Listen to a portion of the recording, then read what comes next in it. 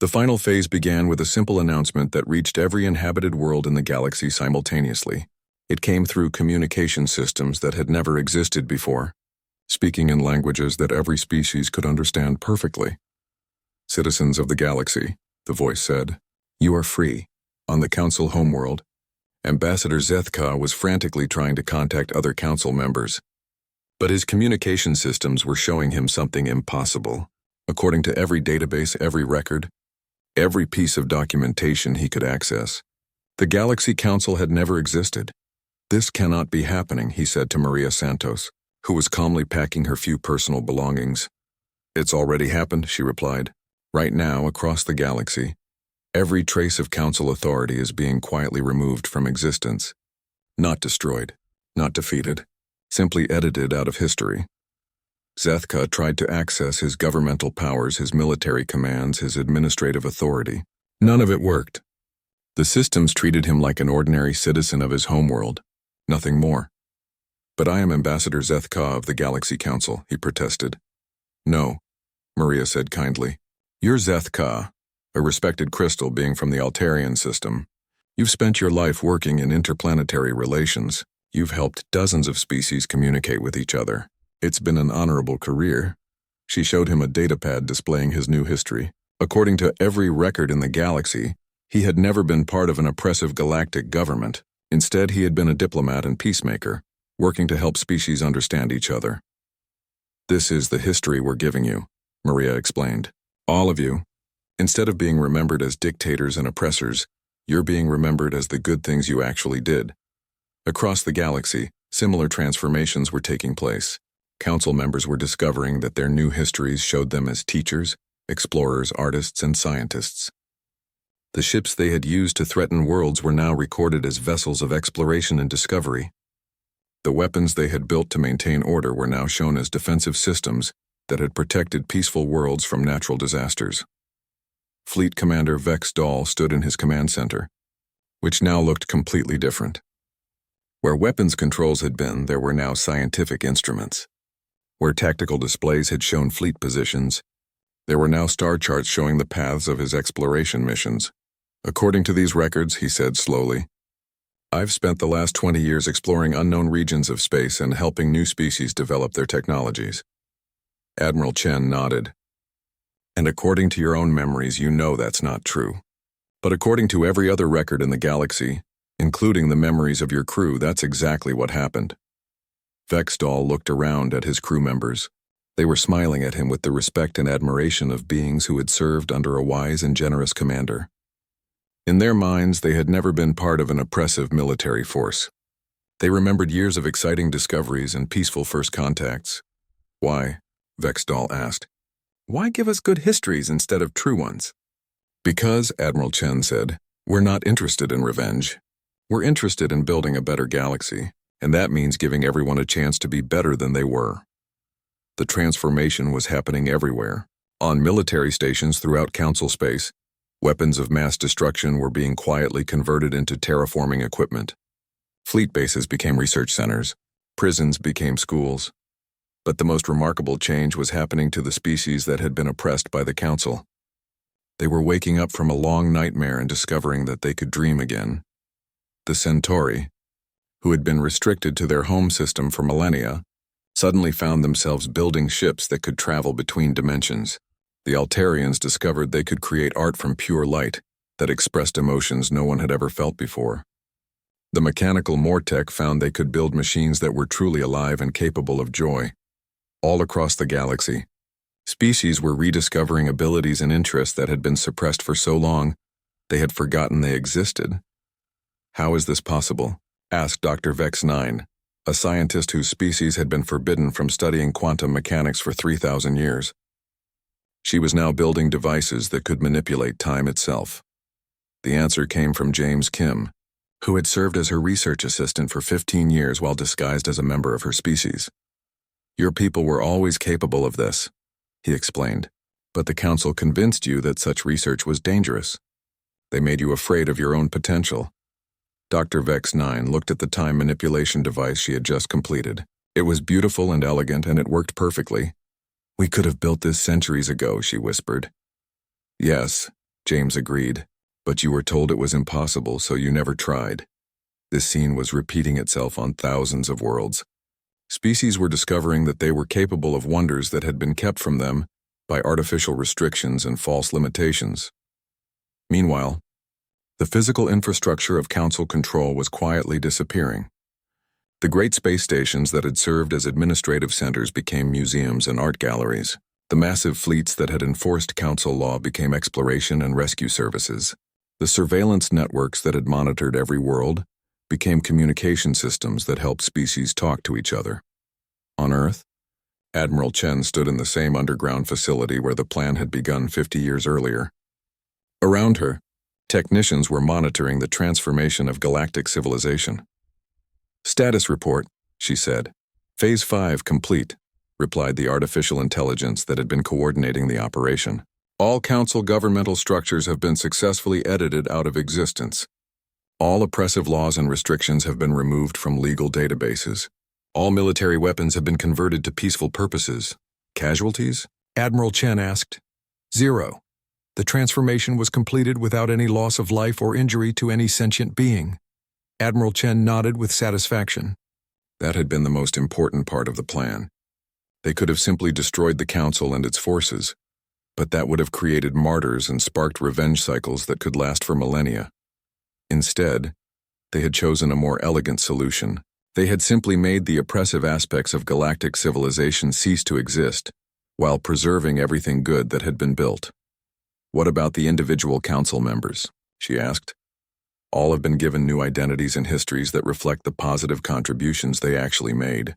Those who were genuinely evil have been relocated to rehabilitation facilities, where they can learn to contribute positively to society. Those who were simply misguided have been given opportunities to use their skills for better purposes." Admiral Chen walked to a viewing screen that showed Earth from space. It looked exactly the same as it had 50 years ago when this all began. But everything else in the galaxy had changed. "Open a channel to all inhabited worlds," she commanded. When the connection was established, her voice reached every sentient being in the galaxy simultaneously. "Citizens of the galaxy," she began. "My name is Sarah Chen, and I speak for the species called humanity. 50 years ago, we received a message from the Galaxy Council, demanding our submission or destruction. Today we have given our answer." The viewing screen filled with images from across the galaxy, worlds where species were building impossible cities, creating art that redefined beauty, and exploring regions of space that had been forbidden for millions of years. "Our answer," Admiral Chen continued, "is that freedom is not something that can be granted by authority. It is something that every sentient being deserves simply by existing. Today you are free to become whatever you choose to become." She paused, looking out at the stars that now held countless worlds full of free beings. "Humanity offers its friendship to all who want it, our knowledge to all who seek it, and our protection to all who need it. But we will never offer our rule. The galaxy belongs to everyone who lives in it." The transmission ended and Admiral Chen turned away from the screen. Around her, the technicians were already beginning to shut down the systems they had used to transform galactic civilization. The age of human guardianship was over before it had truly begun. "Where will you go now?" asked the AI. Admiral Chen smiled. "Home," she said. "We've got our own world to take care of. And besides, the galaxy doesn't need us to watch over it anymore. It needs us to be part of it." 1 year later, the galaxy was unrecognizable. Species that had never been allowed to meet were now collaborating on projects that spanned entire star systems. Technologies that had been suppressed for millennia were now improving life on millions of worlds. Art, music, literature, and philosophy were flourishing in ways that no one had imagined possible. The beings who had once been council members were now among the most respected citizens of their worlds. Their experience and knowledge, freed from the need to maintain oppressive control, had made them valuable contributors to the new galactic civilization. And at the center of it all, quietly and without fanfare, humanity had taken its place as just another species among many. They had libraries that any being could visit. The massive crystal dome of the Galactic Council chambers sparkled with light from 3 different suns. Representatives from 47 different alien species sat in floating chairs arranged in perfect circles. Today's meeting was supposed to be routine, Just another discussion about newly discovered worlds and minor trade disputes. Ambassador Kethavar of the Zephyrian Empire floated nervously near the center-speaking platform. His 4 golden eyes darted between the other delegates as he prepared to deliver news that had kept him awake for weeks. The datapad in his 6-fingered hands contained information that terrified him, but he knew most of the council would not understand. Honored delegates, Kethavar began, his voice echoing through the chamber's perfect acoustics. I bring urgent news about a species we discovered in the Sol system.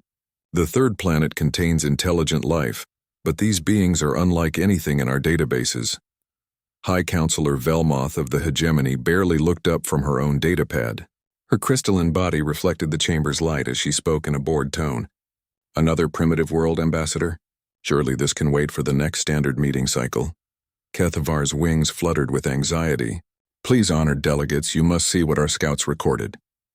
He activated the holographic display, and images of Earth appeared in the center of the chamber. The blue-green world looked peaceful enough, but then the recordings began. The first video showed a human man running across a vast grassland. He moved steadily, not fast but without stopping. Behind him at a great distance, a large 4-legged animal limped along, breathing heavily. The human's face showed calm determination as he maintained his pace. This human has been chasing that animal for 6 hours, Kethavar explained. He will continue for another 8 hours until the creature collapses from exhaustion. Several delegates chittered with amusement. The hegemony's military advisor, General Thaniku, laughed openly. One primitive hunting one animal. This is your urgent news? Kethavar's eyes darkened. Please watch the next recording. The hologram shifted to show aerial footage of a massive battle. Thousands of humans moved across muddy ground, their primitive weapons flashing. Bodies fell, but the humans kept advancing. Even when struck down, wounded humans crawled forward, still trying to reach their enemies. This battle lasted 4 days, Kethavar said quietly. The humans lost 60% of their forces, but they never retreated. Never. When their weapons broke, they used rocks. When they ran out of rocks, they used their bare hands. The chamber fell quiet, but only for a moment. Velmoth waved one of her crystalline arms dismissively. Primitive savagery. Many species fight fiercely when they're desperate. You don't understand, Kethavar insisted, his voice rising. Look at their history. These humans have been at war with each other for thousands of years. They hold grudges across generations. A human family will hunt their enemies' children, and their children's children, for crimes committed centuries ago. The hologram showed more scenes. Humans tracking across frozen wastelands. Humans climbing impossible mountains to reach their targets. Humans crossing vast oceans in tiny boats just to continue a fight. They call it persistence hunting, Kethavar continued. Once they mark a target, they never stop. Never give up. Never forget. I found records of human conflicts that lasted over 100 years. The participants died, but their descendants continued the fight. Ambassador Drixtal of the Aquatic Federation bubbled with laughter. So they're stubborn. Many species are territorial.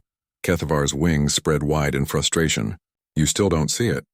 Watch this final recording. The hologram showed a small human settlement surrounded by massive reptilian creatures. Clearly a hopeless situation. The humans were outnumbered 50 to 1.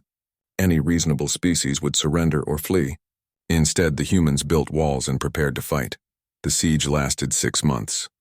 The reptilian attackers had every advantage. Size, strength, numbers, better weapons. Slowly, the human defenses crumbled. Their walls fell. Their weapons ran out. Their food supplies ended. But the humans didn't surrender. They fought with kitchen knives. They fought with farming tools. They fought with broken pieces of furniture. When those ran out, they fought with their bare hands and teeth. The last human, a wounded female barely able to stand, faced down 3 massive reptiles with nothing but a sharp stick. She lost, but the reptiles were so horrified by what they had witnessed that they fled the area entirely. Later records showed they avoided all human settlements, calling humans the demons who don't know when to die. The council chamber was completely silent now. Kethavar seized the moment. These beings are persistence predators on a scale we've never seen. In their prehistoric era, they hunted creatures 10 times their size by simply following them until the prey collapsed from exhaustion. They adapted this technique for warfare, politics, even their personal relationships. He showed more data. Human explorers walking across entire continents. Human scientists spending lifetimes on single problems. Human parents searching for decades to find missing children. Once a human decides to hunt something, they will cross galaxies if necessary. Time means nothing to them. Distance means nothing. Odds mean nothing. They have a saying, if you can bleed, we can kill you. They've never encountered a problem they won't eventually solve through sheer stubborn persistence. Velmoth finally looked up from her datapad, mild interest flickering in her faceted eyes. Fascinating anthropological data, Ambassador. But these primitives haven't even achieved faster-than-light travel. What possible threat could they pose? That's exactly what makes them dangerous. Kethvar's voice cracked with desperation. They don't think like we do. Every other species we've encountered eventually accepts defeat when the odds are impossible. Humans don't. They just change tactics and keep trying. He pulled up their military history. Look at this pattern. Humans lose battles constantly, but they never lose wars. Even when their cities burn and their armies scatter, survivors hide in caves and swamps planning their return. They have a saying, we can rebuild faster than you can destroy. General Thaneku stood up, his massive armored form towering over the assembly. Ambassador Kethvar, with respect, your paranoia about primitives is becoming embarrassing. Our planetary defense networks could incinerate their entire world before they knew we existed. A wave of agreement rippled through the chamber. Velmoth nodded approvingly. The General is correct. These humans, while interesting, pose no threat to galactic civilization. Their persistence might make them excellent laborers once properly managed. You're making a terrible mistake, Kethvar pleaded. I've studied them for months. Humans don't just hunt animals or fight wars. They hold grudges. Deep personal generational grudges. If you harm them, they will spend centuries planning revenge. If you kill their families, their children will hunt you. If you destroy their world, the survivors will follow you across the galaxy. Velmoth's laughter tinkled like breaking glass. Follow us? With what ships? What weapons? They're barely out of their stone age. They learn, Kethvar whispered. That's the terrifying part. Humans adapt faster than any species on record. They steal technology, improve it, and use it better than the original creators. Every war makes them stronger. The vote was swift and predictable. 45 delegates voted to classify humans as primitive but potentially useful, and move on to other business. Only Kethvar and one elderly delegate from a minor system voted to list them as a potential threat. As the session ended and delegates filed out, chattering about lunch and trade agreements, Kethvar remained floating alone in the center of the chamber. He stared at the holographic display still, showing images of Earth, that beautiful blue world, that he was now certain would one day become the galaxy's worst nightmare. When they come for you, he whispered to the empty chamber, remember that I tried to warn you. 20 years had passed since the destruction of the Defiance. The Sol system had become a model of hegemony efficiency. Mining operations extracted valuable resources while the human population provided cheap labor for processing facilities. Earth's blue oceans now reflected the lights of orbital platforms and industrial complexes. Commander Thexanol, now Admiral Thexanol, rarely thought about that first day anymore. The humans had submitted quickly after his demonstration of power. Some had resisted at first, but resistance always crumbled when faced with superior firepower. Now they worked quietly in the mines and factories, heads down, accepting their place in the galactic order. The first ship disappeared on a Tuesday. Sir, reported Lieutenant Vexian from the communication station, we've lost contact with cargo hauler Prophet's Edge. They were carrying processed minerals to the Centauri trade hub. Thexanol barely looked up from his daily reports. Mechanical failure? Unknown, sir. They sent no distress signal, just stop transmitting. Pirates, then. Send a patrol to investigate their last known position. The patrol found debris scattered across several thousand kilometers of space. The cargo was gone, but that wasn't unusual for pirate attacks. What puzzled the investigation team was the precision of the destruction. The ship hadn't been blasted apart by heavy weapons. It had been surgically dismantled piece by piece. Strange technique, the patrol leader reported. Almost like they were taken apart by someone who knew exactly where every vital system was located. Within a month, 3 more ships had vanished along the same route. Then 2 supply vessels disappeared near the Jupiter mining platforms. A passenger transport carrying hegemony administrators went silent, just outside the Mars orbital facility. Admiral Thexnall called a meeting of his senior staff. The situation was becoming embarrassing. Hegemony ships were among the most advanced in the galaxy, protected by shield systems and armed with weapons that could level cities. Yet something was picking them off one by one. Analysis, Commander Drixel? Thexnall asked his intelligence officer. The tall, thin alien consulted his datapad. The attacks show clear patterns, sir. They target isolated vessels, strike without warning, and leave minimal debris. The attackers seem to know our patrol schedules, shipping routes, and defensive capabilities. Pirates with inside information, then. Interrogate the human workers. Some of them must be feeding intelligence to criminal organizations. Sir, Communications Officer Vexian interrupted. We're receiving a priority transmission from patrol vessel Swift Strike. They report contact with unknown hostiles.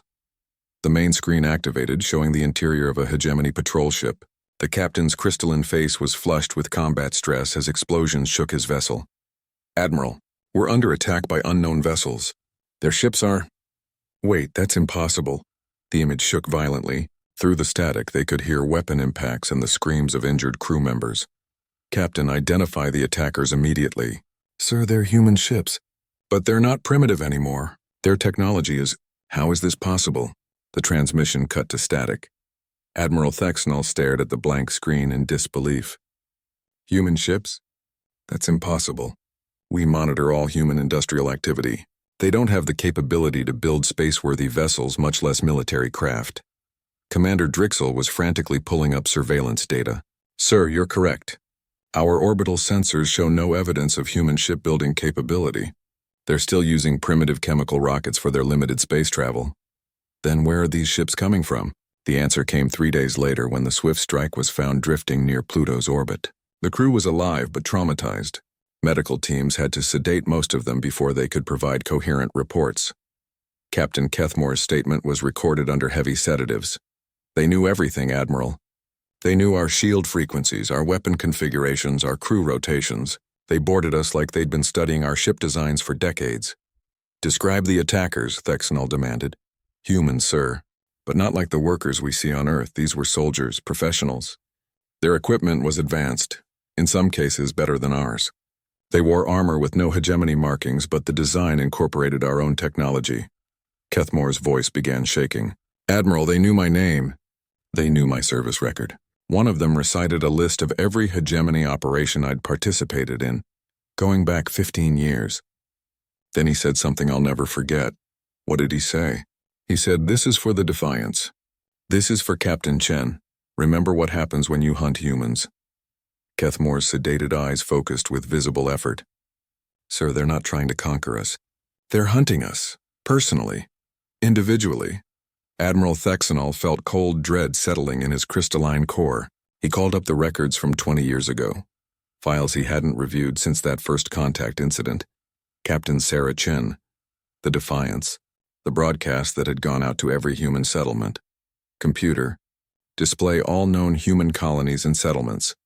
The holographic display showed Earth and a handful of small research stations on Mars and Europa. Primitive outposts with minimal industrial capability. Computer, expand search to include all human activity detected in the past 50 years. The display changed dramatically. Dozens of signals appeared throughout local space. Generation ships, research expeditions, mining surveys. Most had launched years before first contact, following trajectories that would take them to nearby star systems. By the ancestors, Thexnall whispered. They were already spreading before we arrived. Commander Drixel pulled up additional data. Sir, some of these generation ships were launched almost 30 years ago. If they successfully establish colonies, they've had decades to develop, to plan, to prepare. Thexnall's mind raced through the implications.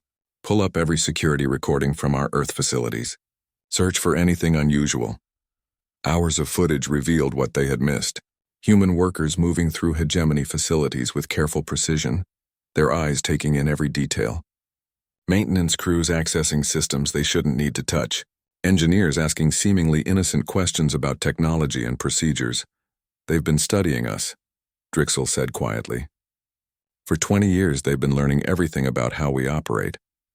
A new transmission arrived from Hegemony Central Command. Admiral Korthak's image filled the screen, his usual confidence noticeably strained. Admiral Thexnall were receiving similar reports from across Hegemony space. Human attackers hitting ships along established trade routes.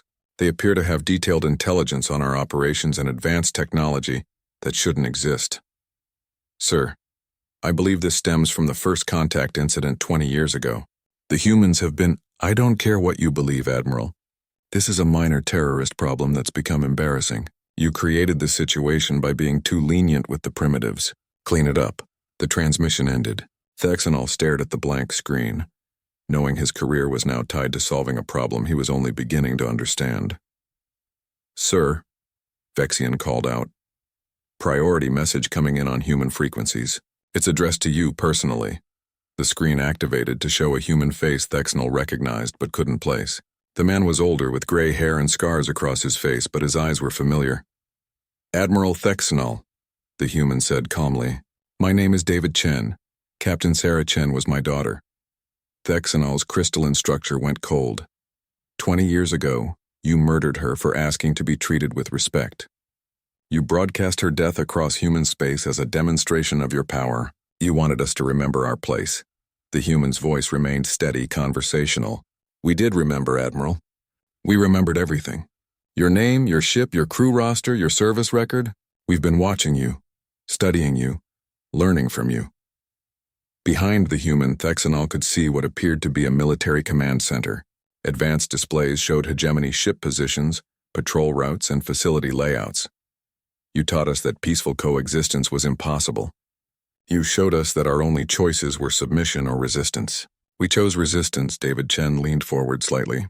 Admiral, you're probably wondering how primitive humans acquired advanced technology and detailed intelligence about your operations. The answer is simple. You taught us. Every Hegemony facility on Earth became our classroom. Every piece of technology you brought became our textbook. But that's not why I'm calling, Admiral. I want you to know that what's happening isn't random piracy or terrorism. It's justice.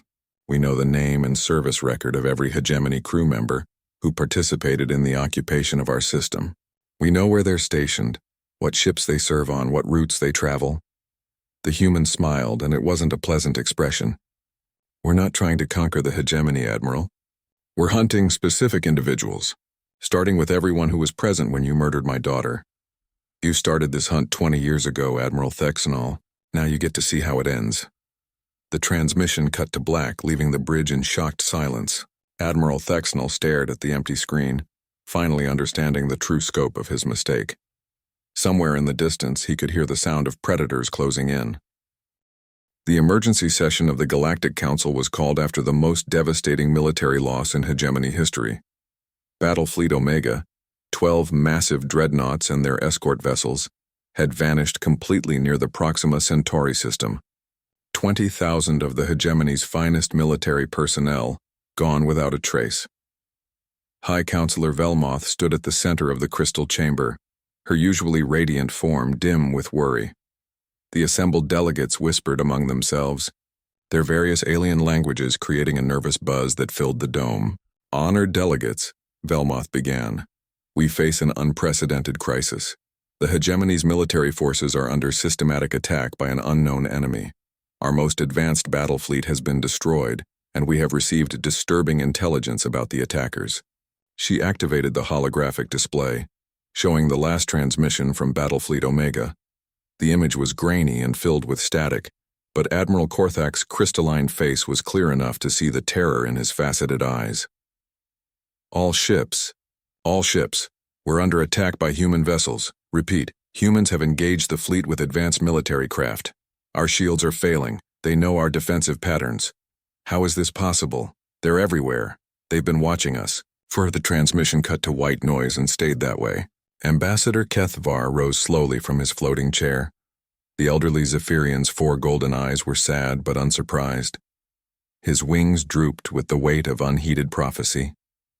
Honored delegates, he said quietly. 23 years ago, I stood in this very chamber and warned you about the humans. You dismissed my concerns. You laughed at my data. You called me paranoid. The chamber fell silent. Even the whispers stopped. I showed you recordings of their persistence hunting, their generational conflicts, their absolute refusal to accept defeat. I told you that humans never forget and never forgive. I begged you to approach them with caution and respect. Velmoth's crystalline structure flickered with embarrassment. Ambassador, with respect, no one could have predicted this level of technological advancement from primitives. They were never primitives. Kethvar's voice cracked with emotion. You saw what you wanted to see, a species you could control and exploit. You ignored every warning sign because it was convenient.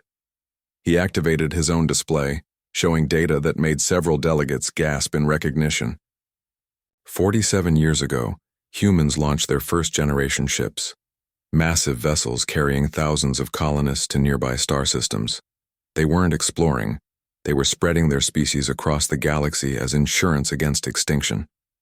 The hologram showed the projected paths of dozens of human vessels, spreading out from Earth like spokes on a wheel. 31 years ago, human deep space telescopes detected your mining surveys of their system. They knew you were coming years before you arrived. They used that time to prepare.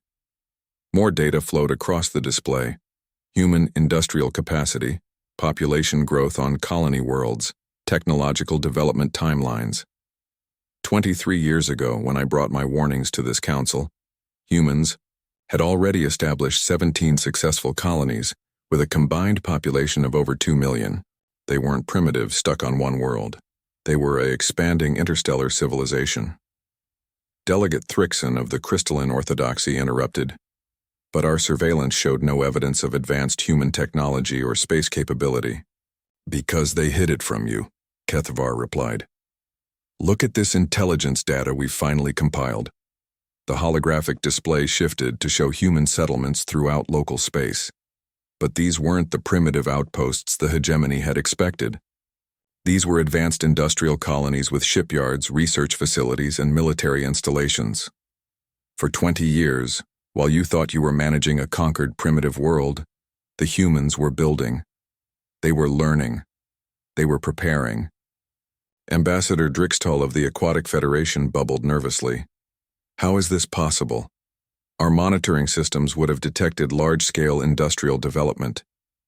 Would they? Kethvar asked. Tell me, Delegate Drixtal, how many human workers do you have in your home system's facilities? Several thousand, I believe. They're excellent technicians and engineers. And in the past 20 years, how many of those workers have you closely monitored? How many have you followed when they left their shifts? How many have you investigated when they requested transfers to other systems? The uncomfortable silence that followed was answer enough. Kethvar continued. Every major galactic civilization has employed human workers, consultants, and specialists. We thought we were using cheap labor from a conquered species. In reality, we were providing them with advanced education, technical training, and detailed intelligence about our capabilities. He pulled up personnel records from dozens of different species and governments. Thousands of humans, scattered across hundreds of systems, all working in positions that gave them access to advanced technology and sensitive information. They've been studying us, learning from us for over 2 decades. Every human laborer in our facilities was actually an intelligence operative. Every human refugee seeking asylum was actually establishing a spy network. The implications crashed over the assembled delegates like a wave. Species after species began frantically accessing their own personnel databases, finding human employees in critical positions throughout their governments and militaries. By the void, whispered General Thaneku. They've been inside our systems this entire time. It gets worse, Kethvar said grimly. Show them the alliance data. The hologram displayed a complex network of connections between human colonies and various alien civilizations. Trade agreements, technology exchanges, mutual defense pacts. The humans didn't just infiltrate our governments. They built relationships with every species that had grievances against the major powers. They offered technological assistance, military support, and economic partnerships to anyone willing to work with them. Velmoth stared at the data in horror. They've been building a coalition against us. Not against you specifically, Kethvar corrected. against anyone who treats other species as inferiors to be conquered and exploited. You just happen to be the most obvious example. He displayed the final set of data, human military capabilities as they existed today, not 20 years ago. Their fleet strength is estimated at over 3,000 vessels, including ships that incorporate technology stolen or copied from every major galactic power. Their personnel have been trained by refugees and defectors from across the galaxy. Their intelligence network spans hundreds of systems. The chamber erupted in panicked discussions. Delegates demanded to know why this information hadn't been discovered sooner, why their own intelligence services had been so thoroughly deceived. You weren't deceived, Kethavar said sadly. You were willfully blind. The information was always available, but gathering it would have required admitting that humans were more than primitive animals. Your own arrogance prevented you from seeing the truth. A new transmission arrived, interrupting the chaos.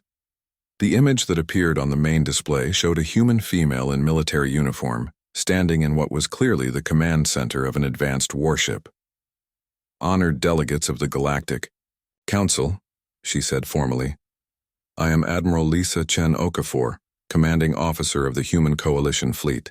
I believe you know my grandmother's name. Several delegates shuddered.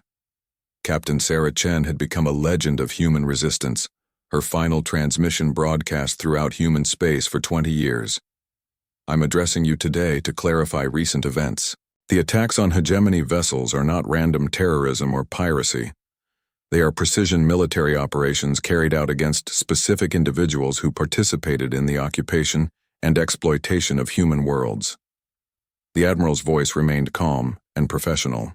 We have compiled detailed records of every alien who participated in the subjugation of human populations.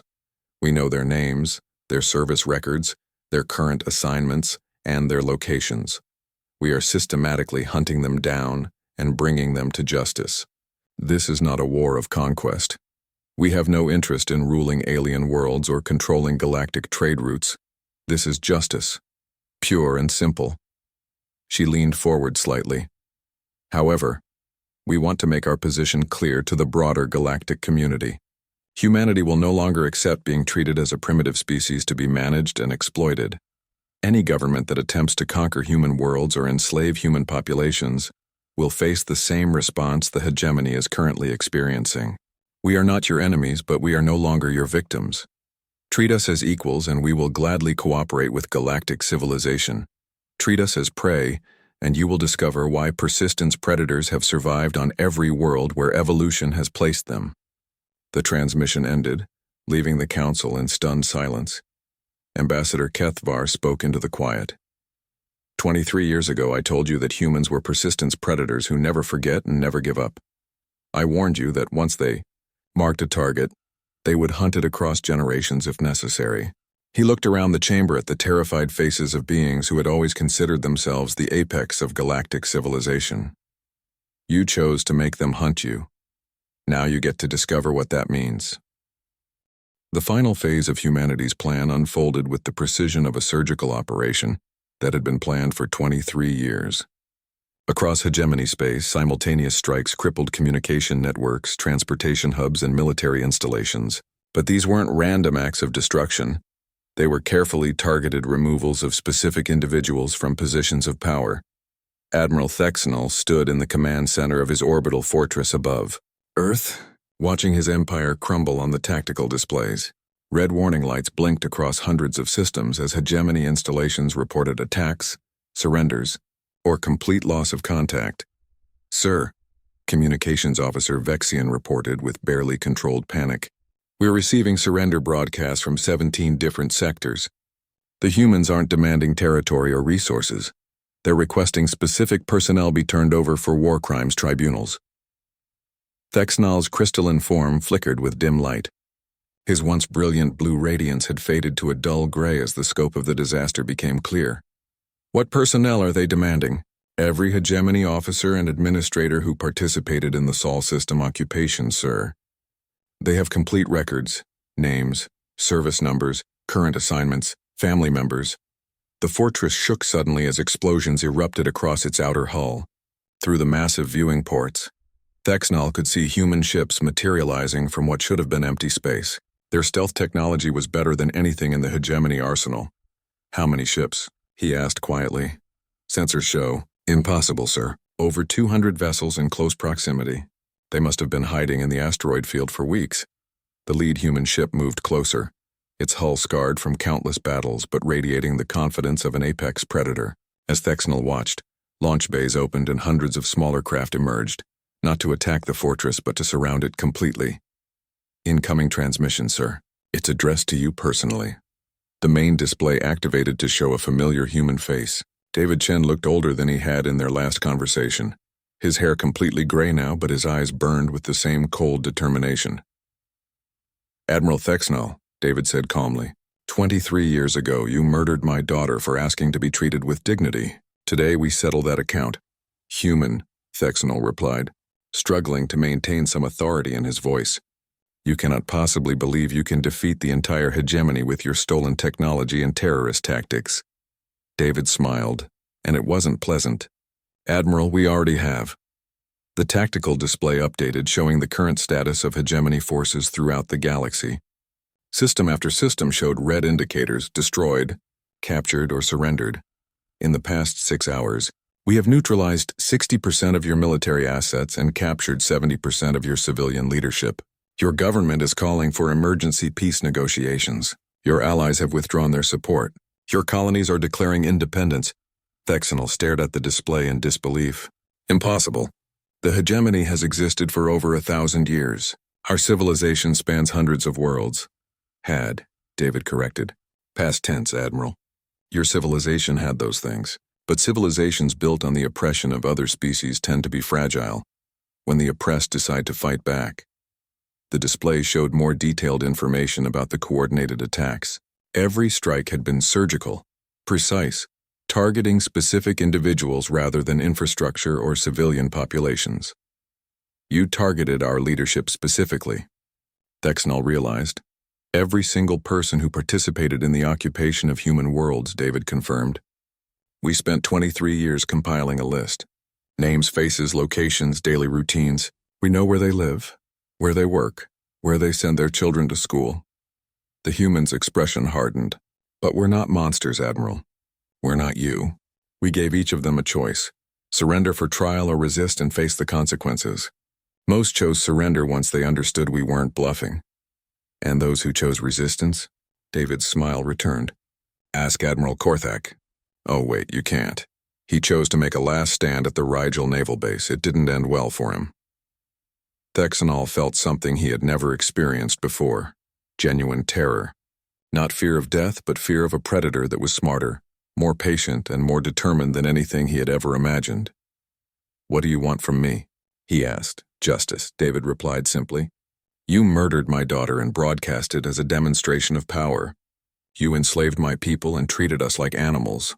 You convinced yourself that superior technology made you superior beings." The human leaned forward. "Admiral, I want you to understand something about humans that your arrogance prevented you from learning. We don't just fight wars to win territory or resources. We fight to make sure that what happened to us never happens to anyone else." The display showed images from throughout human space, not just the original colonies, but dozens of alien species that had joined the human coalition. Former slaves, conquered worlds, oppressed minorities from across the galaxy. "Every species that your people have brutalized, we've offered alliance and protection. Every world you've strip-mined, we've helped rebuild. Every culture you've tried to destroy, we've helped preserve." David gestured to something off-screen, and the image expanded to show the bridge of his ship. Thexnal was shocked to see aliens working alongside humans. Zephyrians, Aquatic Federation members, even some crystalline orthodoxy personnel. "This isn't a human war against the galaxy, Admiral. This is a galactic coalition against empires like yours that believe might makes right." "Impossible," Thexnal whispered. "These species hate each other. They've been in conflict for centuries. They hated what they were forced to become under your system," David corrected. "Turns out that when you remove the pressure of competing for your approval and resources, different species can work together quite well." A new voice interrupted from off-screen. "Admiral Thexnal, I believe you remember me." Ambassador Kethavar moved into view, his 4 golden eyes sad but resolute. I tried to warn your people about humans 23 years ago. My own government chose to ignore my advice and align with the hegemony instead. The elderly Zephyrian's wings spread slightly. 3 days ago, my homeworld declared independence from the Galactic Council and requested human protection. We're not the first species to make that choice, and we won't be the last. Thexanal felt his world collapsing around him. Kethvar, your people have been part of galactic civilization for over 800 years. We've been part of your version of galactic civilization, Kethvar replied. The version where stronger species dominate weaker ones, where primitive worlds exist to be exploited, where might makes right. The Zephyrian moved closer to the camera. Admiral, humans offered us something we've never had before. Partnership between equals. They don't want to rule us or manage us or civilize us. They want to work with us to build something better. David Chen returned to the center of the image. Admiral Thexanal, I'm offering you the same choice we've given everyone else. Surrender for trial or resist and face the consequences. Trial? Thexanal felt a spark of his old arrogance return. No primitive has the authority to put a hegemony admiral on trial. See, that's exactly the attitude that got you into this situation, David said sadly. You still think this is about primitives versus advanced civilizations. You still don't understand what you're really facing. The human stood up, and Thexanal could see he was wearing military dress uniform with decorations from multiple species. Admiral, I'm not just David Chen, father of a murdered human captain. I'm Supreme Commander David Chen of the Galactic Liberation Coalition. Our forces include volunteers from over 200 species, and our fleet consists of over 4,000 ships incorporating technology from across the galaxy. We're not primitives with stolen weapons, Admiral. We're the future of galactic civilization, one based on cooperation instead of domination, partnership instead of exploitation, justice instead of might makes right. The transmission ended, leaving Thexanal alone with his terrified crew. Outside the viewport, human ships waited patiently, their weapons powered but not aimed. Even now they were offering him a chance to surrender. Sir, Vexian said quietly. Incoming message from Hegemony High Command. They're ordering all remaining forces to stand down and begin negotiations. Thexanal stared at the human fleet surrounding his station. These weren't the primitives he had dismissed 23 years ago. These were persistence predators who had spent decades planning, learning, and preparing for this moment. He thought of Captain Sarah Chen, the young human who had asked for respect and cooperation. He had killed her for that request, convinced that superior firepower was the only argument that mattered. Now her father commanded a coalition that had toppled galactic empires. Open a channel to the human fleet, he said finally. Admiral, David Chen's voice came through the speakers. Have you made your decision? Thexanal looked around his command center one last time, at the frightened faces of his crew, at the tactical displays showing the collapse of everything he had believed in, at the viewports filled with ships that represented a new kind of galactic order. I surrender, he said quietly.